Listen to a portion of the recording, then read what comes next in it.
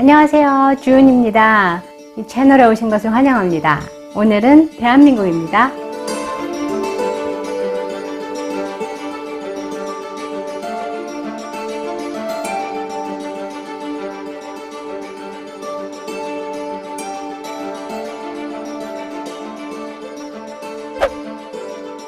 Hi everyone. My introduction was in Korean because we'll be experiencing South Korea today. Don't be confused South Korea with North Korea. South Korea's official name is Republic of Korea, and North Korea is officially called the Democratic People's Republic of Korea. Let's take a look at my souvenirs. This is hodori. It was the official mascot for 1988 Olympics in Seoul, South Korea. I remember sitting in the stadium as a 6-year-old girl, surrounded by Europeans or Americans who wanted to take pictures with me because I had the traditional Korean dress on. These Olympics meant a lot for South Koreans because it was the chance to show the world their development. You know, in 1960s, South Korea was the poorest country in the world. The GDP in any other poor countries were higher than GDP in South Korea. But the economy grew so rapidly, and in 1988 it was even possible to have these Olympics. As I know, there is no other country in the world which made such a big economic growth in such a short time. The Seoul Olympics was the last Olympics for East Germany and the Soviet Union because these countries didn't exist anymore by the next Olympics in 1992. So this Olympics had historical meaning for many countries in the world.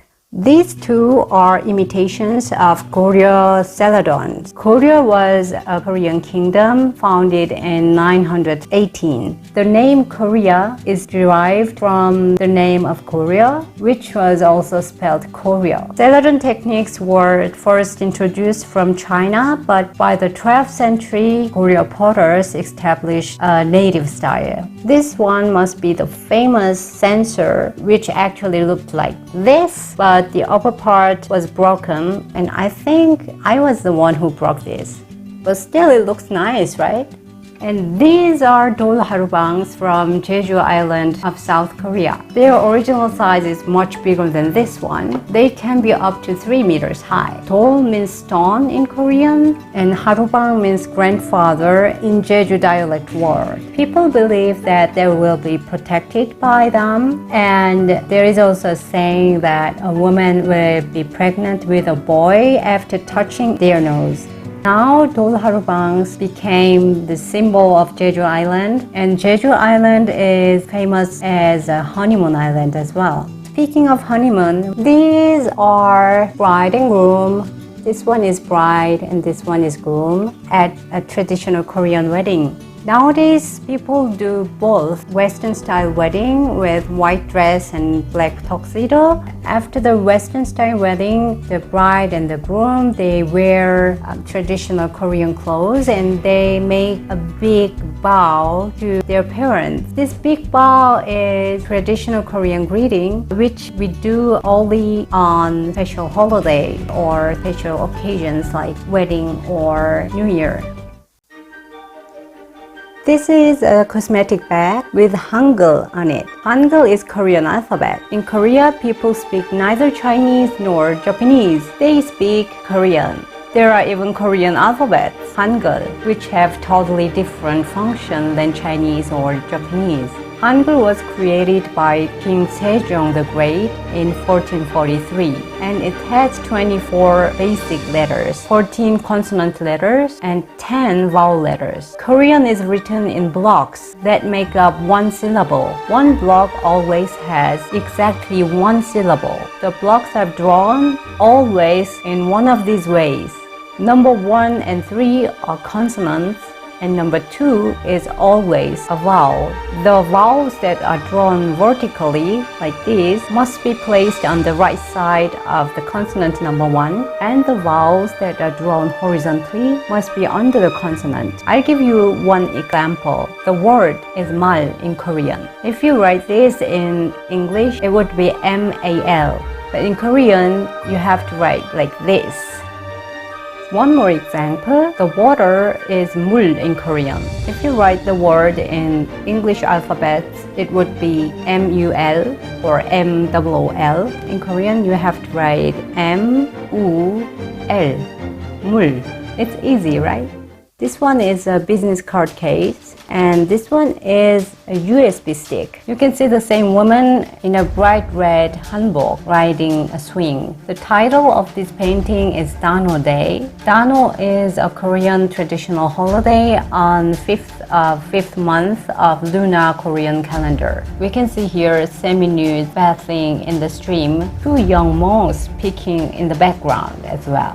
This piece is painted by Shin Yun-bok, who used to be one of the famous painters of the Joseon dynasty. He painted a lot of scenes of shamanism and town life, so we can see the lifestyle and costumes of the late Joseon era in his paintings. I have here one little bag and handkerchief. They were souvenirs from the German village of South Korea. In 1960s, there are many Korean workers who came to Germany where they earned foreign currency. In 2001, the area Namhae was able to build the German village for Korean residents who returned from living in Germany. All the houses look like houses in Germany. There are many German restaurants and cafes there, and they even have Oktoberfest, but just for 2 days. When I went to Korea 3 years ago, I visited the Gyeongbok Palace. Gyeongbok Palace is the first and the largest of the 5 grand palaces in Seoul, which was built in 1395. It was used as the home of kings of Joseon dynasty as well as the government of Joseon.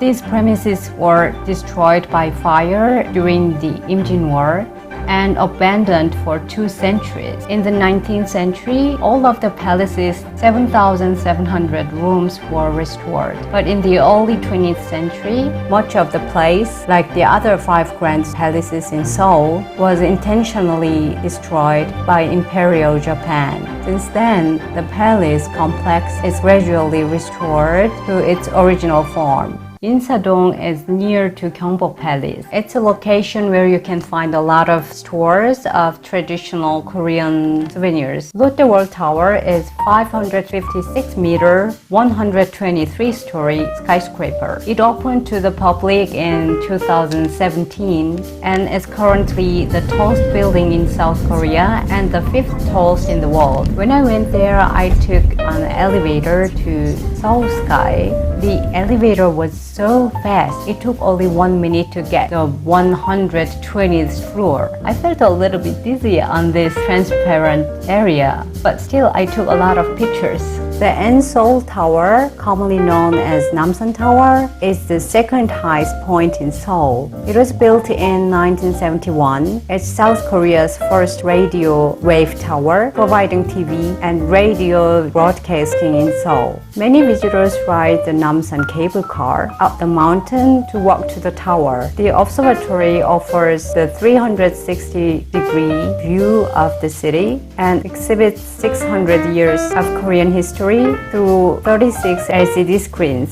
And the famous couples activity is the love padlocks. Jongmyo Ancestral Shrine would be also interesting to see Korean culture. The founder of Joseon Dynasty, Taejong, built Jongmyo to honor his ancestors, and it was completed in 1395. Every time a living king or queen died, their names were recorded on a wooden tablet. Active use ended in 1910 with the Japanese occupation. There are many other touristic attractions in Korea, like Hanok Village, where you can see lots of traditional Korean houses, Seokchon Lake Park, Cheonggyecheon, the Olympic Park, and so on. I'm not saying this because I'm from Korea. The varieties of Korean food is endless. If I go to Korea, I usually stay there for 3 or 4 weeks, and it's not possible to eat every kind of food in such a short time. If you go to an European restaurant and order a steak, you will get 1 plate with a steak and 1 or 2 side dishes. But at a Korean restaurant, you'll have at least 5 or 6 side dishes no matter what you order. One of the most famous Korean foods would be bulgogi, sliced beef, with soy sauce and onions. And samgyeopsal is what people commonly eat in Korea. You can usually grill the pork belly on the table. It's often called Korean barbecue. Kimchi is what you always have with your meal. There are various kinds of kimchis, but the most common one is made of cabbage. It's commonly fermented in garlic, onions, ginger, green onion, and chili pepper. Koreans traditionally make enough kimchi to last for the entire winter season, although this practice is less common now. Kimbap is a very popular snack in Korea. It looks like sushi, but we don't use a raw fish for this kimbap. It consists of cooked rice, fried egg, carrot, seasoned fish cakes, pickled radish, seasoned spinach, cucumber, and so on. Tteokbokki is a dish which is usually made with sliced rice cakes, with fish cakes, and it's flavored gochujang. There are also Korean pancakes and lots of side dishes, namul, and noodle dishes.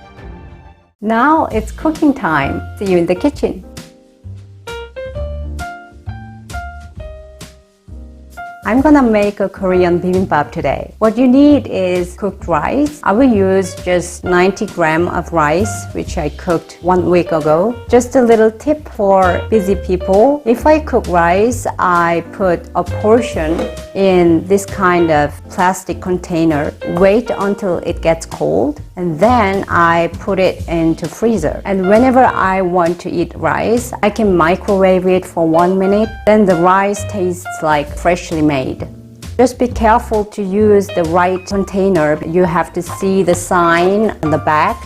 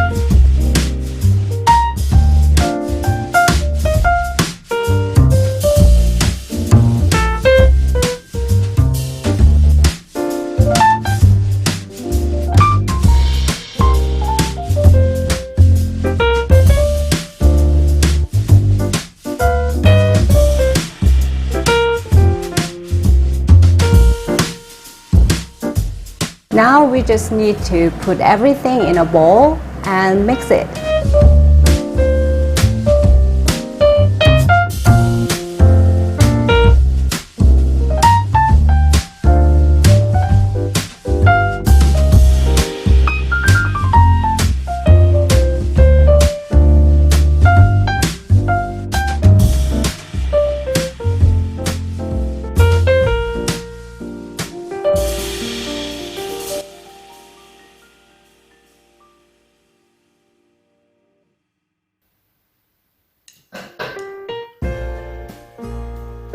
It actually doesn't look good after mixing it, but it tastes really good.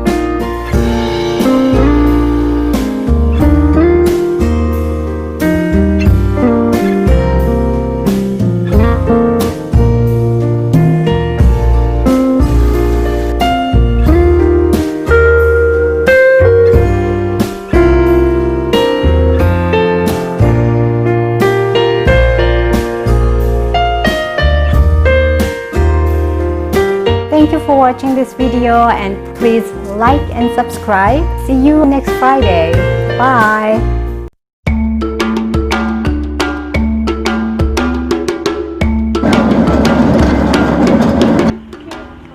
Come and see